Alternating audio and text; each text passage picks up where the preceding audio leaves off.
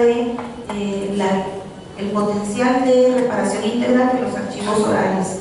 Aquí lo que puedo contarles es que en la unidad de acceso de los archivos de la Policía Nacional hemos tenido la experiencia de atender a múltiples personas que se acercan a buscar a sus familiares desaparecidos, que fueron probablemente detenidos por la Policía Nacional. Y hemos notado el valor reparador de la información. Saber en dónde quedó el desaparecido ya da un relativo confort a las familias. Muchas veces las familias fueron acusadas de que prácticamente estaban locas, que sus familiares se habían ido a Estados Unidos, que los esposos habían abandonado a las esposas, que tenían un amante en otro lugar, etc. Eran maneras de descalificar las denuncias de las víctimas. Entonces hemos notado que cuando un familiar solicita información acerca de su persona desaparecida y aparece una línea en un documento donde está su nombre, hay un mediano confort. A veces es un confort sumamente trágico y triste porque lo que aparece es el cadáver. Entonces creo yo que es importante que podamos ver que las reparaciones integrales es el horizonte hacia el cual nos dirigimos, pero no siempre vamos a obtener una reparación total a todas las vejaciones y todos los daños que se han causado a la población. Hay pequeñas reparaciones que progresivamente se van sumando, y a mí me parece que en este sentido es interesante que se ha mencionado el tema de cómo se insertan estos contenidos en la educación. En el caso guatemalteco está en el currículum nacional que se debe de hablar del conflicto armado, pero no se dice a los maestros cómo, y se deja en libertad al maestro para abordarlo como él pueda. Entonces lo que hemos notado es que esa que podría ser una reparación, otro componente de la reparación importante que podría venir a sumar, no siempre lo ha hecho. Hemos notado un tratamiento muy descriptivo. Sí, hubo un conflicto, empezó en esta fecha, terminó en esta otra, se firmó la paz en tal fecha y punto, sin una mayor explicación ni causal, ni de proceso, ni de consecuencia a los estudiantes de educación media. Y por supuesto hay que pensar que en países como el mío hay sectores que todavía siguen pensando en la misma línea de valores que motivó el conflicto armado. Entonces los maestros no escapan a esa dinámica. Tenemos maestros que si contamos las historias, entonces vemos que ahí tenemos héroes por todas partes, pero también hay maestros de otro tipo.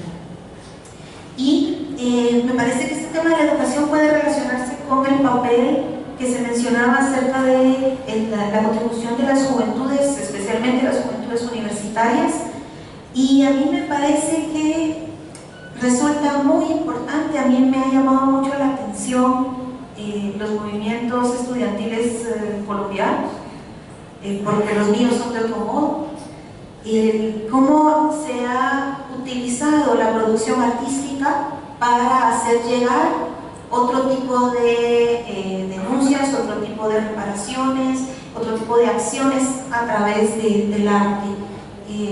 Las manifestaciones en mi país por mucho tiempo para nada tenían relación con el arte, era una cosa bastante más dura, más violenta, más de confrontación. Esto progresivamente se ha ido transformando, y una de las noticias recientes, noticias de estos últimos meses, ha sido el papel que las juventudes universitarias han tenido en mi país para denunciar y rechazar de manera continuada las denuncias de corrupción del caso llamado La Línea, que ha involucrado a la vicepresidenta de mi país y al presidente de mi país, que por cierto renunció ayer. Y son las manifestaciones las que han orillado y han obligado a otros sectores políticos a reaccionar en consonancia. Así que ya manifestarse en cualquier medio me parece a mí que es una contribución a esa reparación integral. Y por último, quisiera hablar del tema del alejamiento de los recursos de la cooperación internacional. Pues sí, todos estamos pasando por allá. Yo creo que, por una parte, debe de implementarse estrategias creativas, porque no podemos depender para siempre de la cooperación internacional. Y el Estado debe hacerse cargo de sus deudas pendientes con la población. En nuestro caso, hemos apostado a pedir al Estado que cumpla con su función en muchos de los campos. El Estado no ha sido capaz de proteger a la población, ha ido contra la población en muchos de los casos, y no ha dado cobertura suficiente a la salud, no ha dado cobertura suficiente a la educación, pero lo que hemos estado presionando es justamente para eso, para que el Estado asuma la deuda que tiene con la población y deba de cumplir con las funciones que le tocan.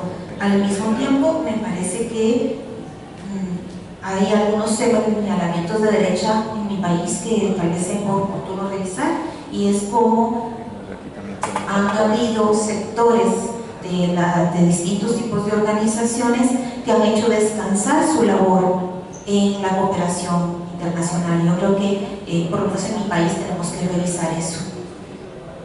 El papel de la Iglesia. Yo me declaro mucho menos conocedora que Alejandra en este tema. Lo que puedo decir es que tenemos dos ejemplos, y solo lo voy a citar muy cortito, dos ejemplos de esta bifurcación. Para nosotros, el ala derecha de la izquierda, la ala derecha de la izquierda, te imaginas, estoy peor. Ay, ala derecha de la izquierda, sí. El ala derecha de la Iglesia, por ejemplo, tenemos un máximo representante, Monseñor Arellano Rosell, que sacó los estandartes de la Iglesia a transitar por el país en favor de la contrarrevolución que votó a Arbenz del gobierno. Y la otra ala, el ala izquierda, yo diría que el máximo representante es Monseñor Gerardi, que justamente lideró el proceso del Raní y que sufrió el martirio después de la entrega del informe. Así que creo que es un tema de la polarización de la sociedad que se manifiesta en esta organización, al igual que muchas otras. Y paso el micrófono.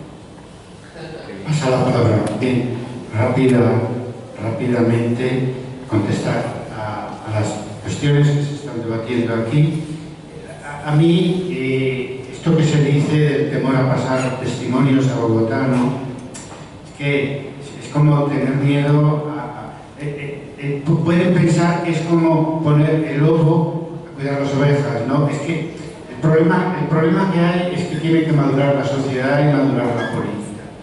Y el Centro Nacional de Memoria Histórica no sé cómo ha surgido, por un acuerdo gubernamental, parlamentario, etcétera. No, el Centro de Memoria Histórica surgió por la Ley de Víctimas aprobada en 2011. En el Parlamento. Sí. Bueno, con una mayoría parlamentaria actual, ahí está. Y tenéis un gobierno, santo, fue ministro de Uribe, ¿no? Entonces, oye, no sé por qué lo veis. Bien, pues entonces, ¿qué quiero decir? Es lógico que haya desconfianza. Es que por ese lado, y también por la FARC, ¿no? Que también cometieron tropelías. Entonces, para que exista confianza y hablen las víctimas y quieran que se publiquen sus testimonios y para que avance la memoria histórica, claro, es necesario que acabe el conflicto armado y es necesario que se cree un consenso de resolver las diferencias por la vía pacífica y democrática, no por la vía de las armas, ¿no? Pero bueno, hay que, recogiendo testimonios y haciendo avanzar la memoria histórica, lo que se avanza también es lo que se contribuye es a que el proceso democrático de negociación y de reconciliación y eso avance. Es un proceso que necesita tiempo, ¿no? Después, el tema de para qué sirven los archivos orales en tema de justicia, verdad y reparación, bueno, ya se ha dicho, sería un grave error aislar la creación de archivos con la lucha por la memoria, porque es que si no, no sirve de nada. Es decir, el archivo tiene que servir para los jueces, para que los jueces apliquen justicia, para que los historiadores cambien la escritura de la historia, en fin, y para que las políticas públicas supongan una reparación no solo judicial, sino de reconocimiento de los hechos sucedidos, sino incluso material en algunos casos. No separemos, no hagamos historia positivista con los archivos orales, como ya dije, ¿no? La memoria histórica en la enseñanza primaria, secundaria y en la universidad, también. Pues el tema es que hay que explicarla, debe ayudar a explicar la historia de otra manera, no la historia oficial, de grandes figuras, de grandes acontecimientos, explicar la historia de la gente, ¿no? Y sobre todo la gente que más ha sufrido la historia. Eso es a lo que tiene que contribuir a un cambio pedagógico total, no solo a iniciativas pedagógicas concretas en el tema de la memoria histórica. La juventud universitaria, yo diría mejor en el movimiento estudiantil y la memoria. Y no solo la juventud universitaria, sino la universidad en su conjunto. En España se ha avanzado bastante en que desde la universidad, incluso institucionalmente, se haga memoria de su propia historia y se sacan a la luz pues, todos los profesores, estudiantes, incluso rectores asesinados desde el año 1936 hasta el año 1977, que es voluminoso el número de víctimas propiamente universitarias, desde líderes estudiantiles hasta profesores, como el caso del Garzón vuestro de aquí, y algunos profesores que ya más recientemente aquí fueron represaliados por esa mezcla de poderes ilegítimos y legítimos que se están dando en toda América Latina. Por lo tanto, por un lado, como toda la juventud universitaria, los movimientos estudiantiles para apoyar a las clases populares, que es donde están las víctimas, en lo fundamental de estos procesos, ¿no? Pero también tienen su propia memoria que recuperar, sus propias víctimas que reparar y que rehabilitar. Y no sé si se está haciendo. En España se hace en cierta medida, incluso más institucionalmente que el propio movimiento estudiantil, que está enredado, naturalmente, con temas concretos del día a día. Después, el tema de los megaproyectos se refiere a proyectos mineros y así, ¿verdad? Sí, claro, ese problema lo tenemos allá. Los petroleros, palmeros, ganaderos. Y ahí lo estamos viviendo también, y eso es un cáncer que corroe nuestra sociedad en el siglo XXI realmente, ¿no? Entonces, ahí lo que pasa es, en eso como en general en los movimientos sociales actuales, es que tienen que, primero, que pueden tener sus propias víctimas. Aquí pueden ser represaliados sus dirigentes y la gente que participa en esos movimientos de oposición a los megaproyectos. Eso ya de inmediato exige prestar atención al tema de los derechos humanos y la memoria histórica. Pero es que además los movimientos sociales, ya lo dije con el movimiento estudiantil, en relación con el movimiento estudiantil, tienen que converger. Y en España, con los movimientos que han sido, con las luchas que han sido, porque es la manera de que haya un futuro, ¿no? De que haya un futuro para lo que se reivindica hoy en día, ¿no? O sea, hay que solidarizarse con las luchas pasadas también. Y en ese sentido no es fácil. Cuando en el año 2011 nació el movimiento del 15M, que llenó plazas durante mucho tiempo y participaron pues eso, cientos de miles de jóvenes, y que tuvo el apoyo de un 70 o un 80% de la sociedad española por su crítica a los políticos, por su crítica a la corrupción, a las políticas de austeridad, etc. A mí me llamó mucho la atención que, por ejemplo, no se solidarizaran con Baltasar Garzón y que lo pusieran como una cosa ajena. No es fácil porque los movimientos nuevos que nacen no es tan fácil que se solidaricen con los movimientos anteriores porque se sienten desconectados de esas luchas pasadas. Y ahí pues son los sectores más concienciados políticamente los que tienen que jugar este papel, de decirle a esos movimientos que son más locales, más últimos, etcétera, que su lucha es la misma que otras luchas que se llevaron que su solidaridad con sus propios dirigentes, con su propio represaliado, es la misma que la que se tienen que llevar con los que fueron represaliados en otras luchas anteriormente. En España se está consiguiendo, y ahora en la fase política del movimiento de los indignados, ya como yo dije en mi conferencia, ya se está teniendo en cuenta algo tan simple como si tú no te solidarizas con las luchas pasadas, pues no pretendas solidaridad hoy en día, que en el futuro de la historia recompense los esfuerzos de lucha del presente, ¿verdad? Después, el tema de la Iglesia, y termino, ¿no?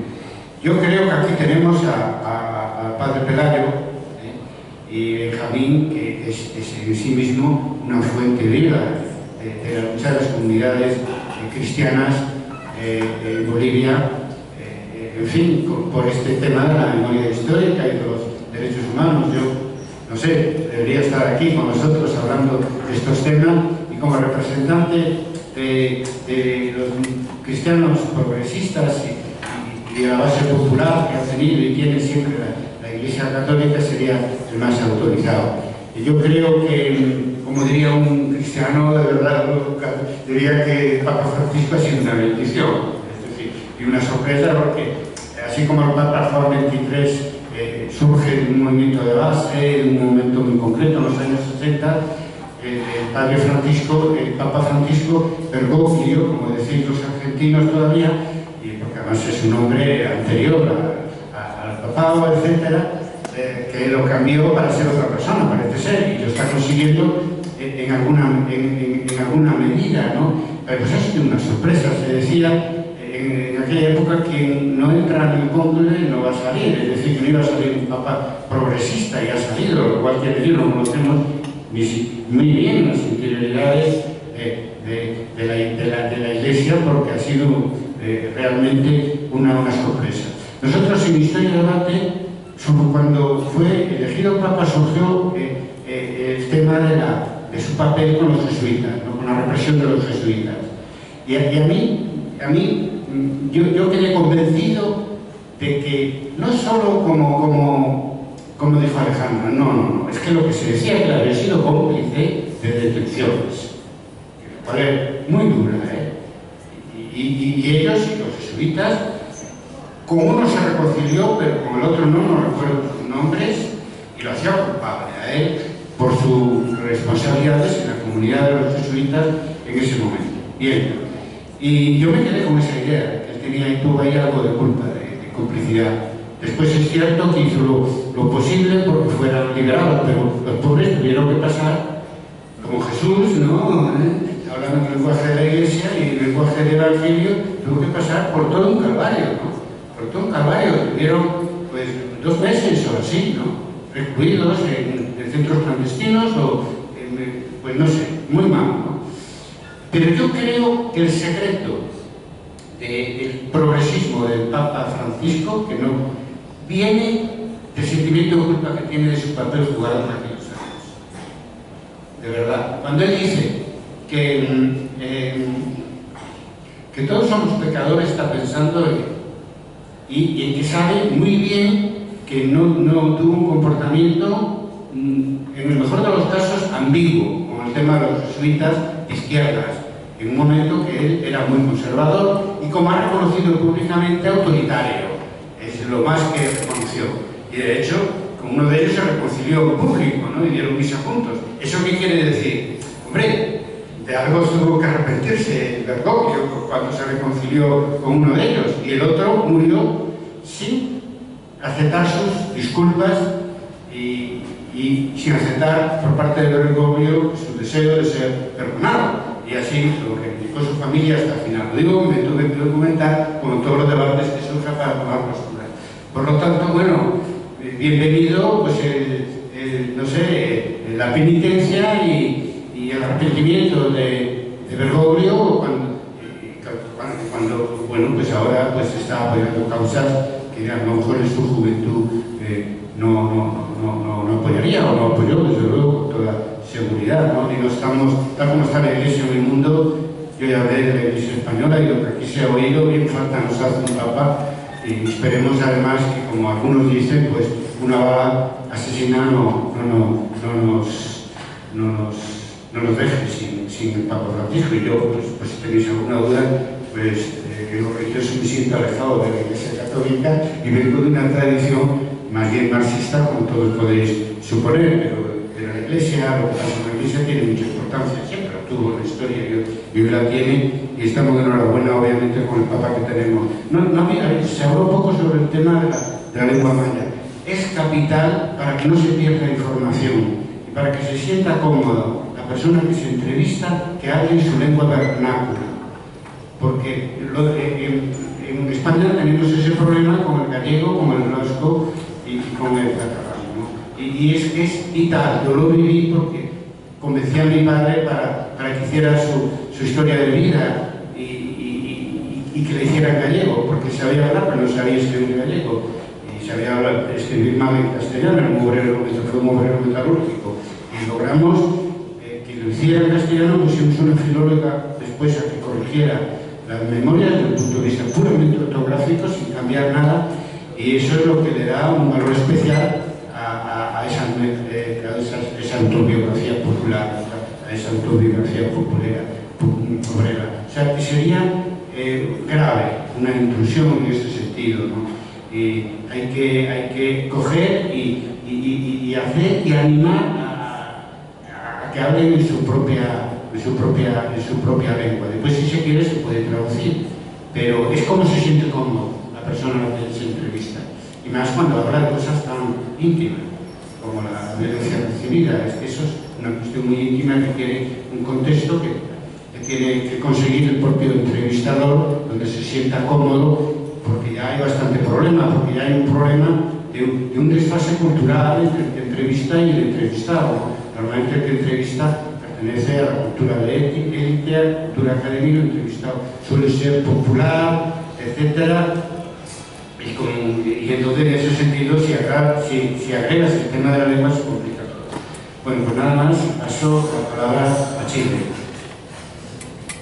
Muchas gracias. Bueno, no me voy a detener en todo y voy a dar impresiones, digamos, de lo que sucede en Chile, porque, bueno, acá todos mis compañeros y compañeras de mesa han dicho cosas con las cuales yo estoy bastante de acuerdo. Para terminar con el tema de Iglesia, para que no se crea que uno es un beato ni nada, yo, bueno, no soy una persona religiosa tampoco, pero hay que decir que el otro lado del ala católica en Chile viene precisamente de los judeos. Bueno, debe conocer bien,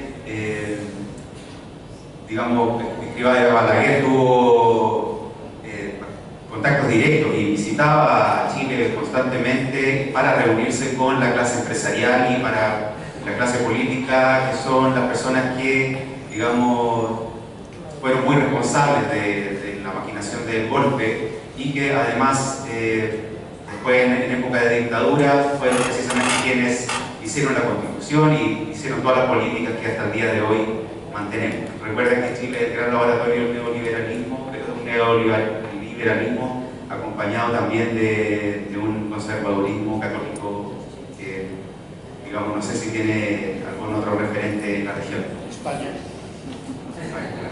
Bueno, eso, se había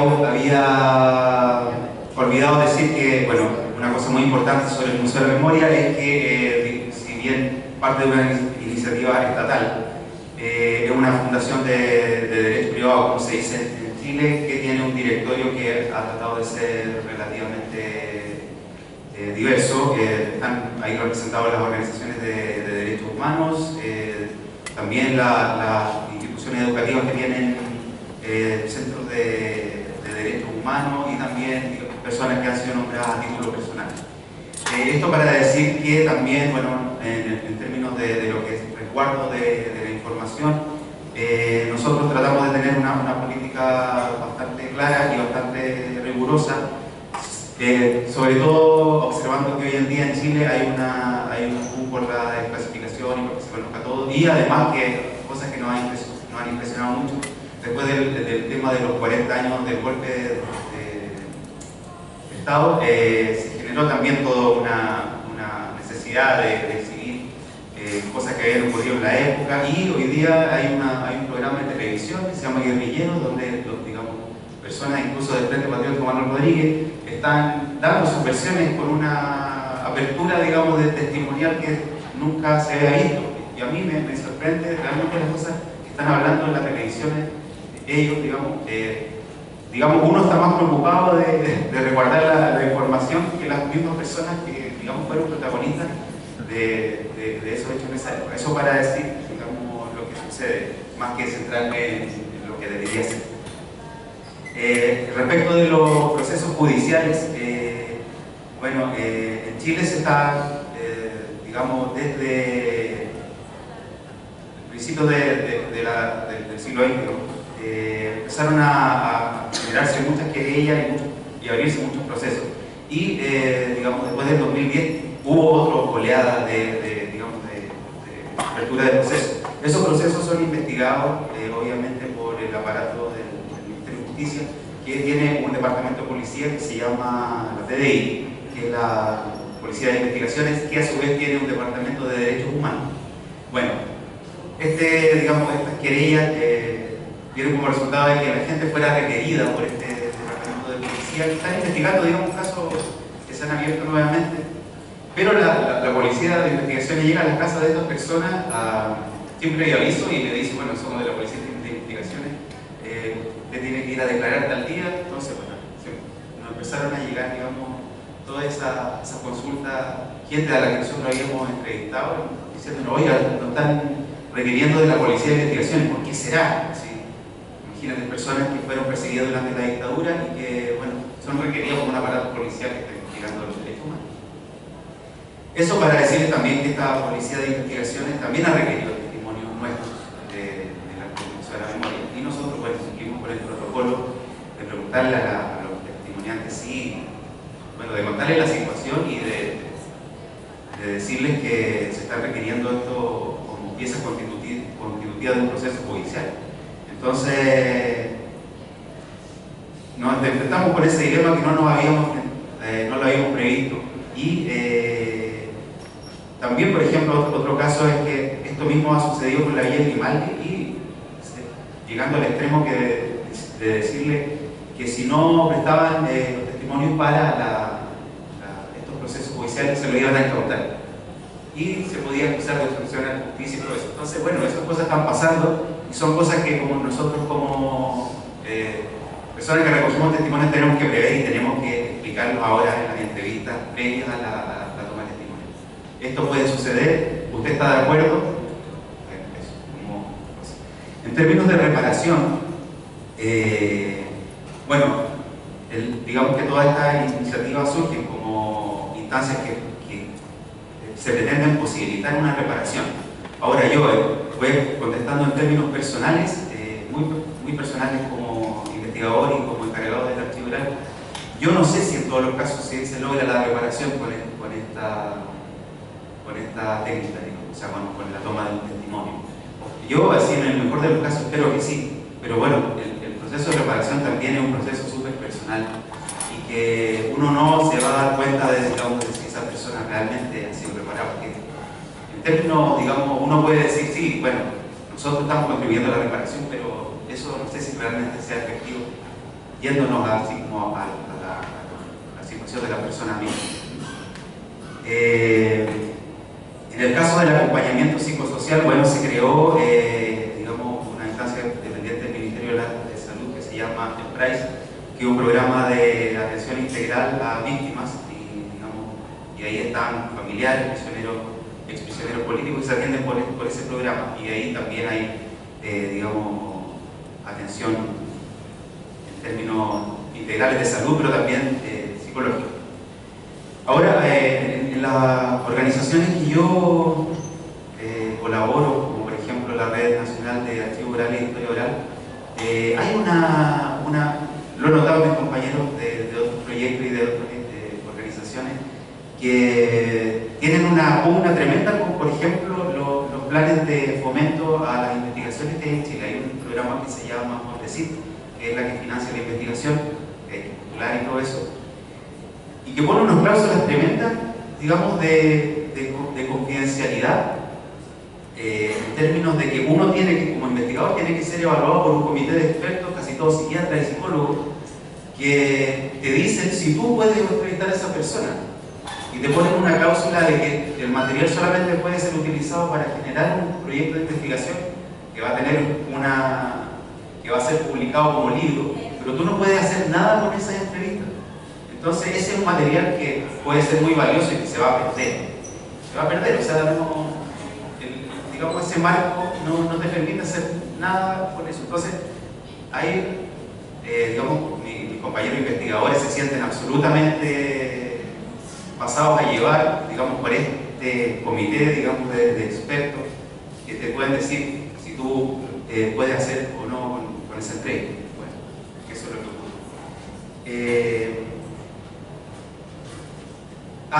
Sobre los procesos educativos, bueno, como sabrán, Chile está en un momento bastante peculiar de procesos de reforma educacional que en este momento está frenado. Hay una demanda, especialmente de las organizaciones de estudiantes y de profesores que piden, digamos, la reforma educacional en términos integrales. Y esto para decir que ha repercutido esto en el campo de la memoria histórica, con que las políticas que hay sobre la enseñanza de los derechos humanos en Chile son bastante pobres, por lo que las mismas organizaciones han tenido que generar sus propios procedimientos para trabajar con estudiantes de la enseñanza básica, media y los universitarios. Hay proyectos que son preciosos, pero estos son iniciativas que han surgido de las propias organizaciones y que no han sido, digamos, producto de una política educativa del Estado. Creo que... se me olvidaba responder la pregunta que me hicieron, que no sé si la entendí bien, pero me preguntan si se ha documentado la experiencia de exhibir en muestra museográfico el archivo de las organizaciones. Bueno, la respuesta es sí. Precisamente nosotros hemos rescatado y los proyectos que les comentaba anteriormente, que son los proyectos que se hacen en las diferentes regiones de Chile, buscan precisamente rescatar los archivos generados por las organizaciones y la historia que tienen ellos en la defensa de los derechos humanos. Eso es como uno de nuestros objetivos, cabe decir. Y obviamente se ha documentado esta experiencia de cómo ha recibido la gente la exhibición de este material. Por lo general, la gente que ha acudido a las muestras nuestras es gente, bueno, obviamente de todo tipo, pero también van muchas personas que están interesadas y que formaron parte de un proceso social, de un movimiento social, y que se ven muy gratificadas también porque se exhiba, digamos, y se haga visible todo el material que se generó en esa época, como tanto de lo que eran las labores de las organizaciones, de las labores administrativas, como también digamos, de la promoción de los derechos humanos y también de la denuncia. Obviamente la denuncia era una de las cosas más importantes que generaban estas organizaciones, porque hacían visible, digamos, el caso de una desaparición o de un caso de prisión política en las cárceles de Chile. Eso es lo que tengo que decir. Muchas gracias.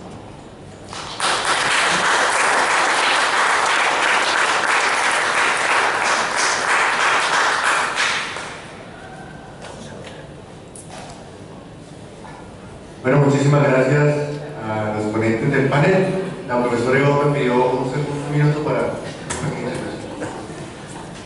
Quiero decir que desde acá lamentamos y rechazamos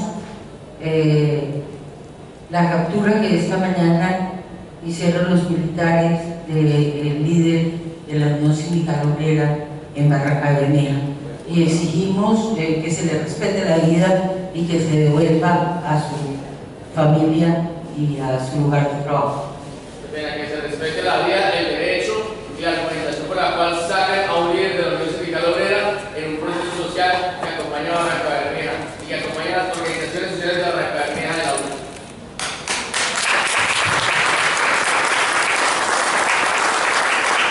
Bueno, desde la moderación agradecemos a los asistentes.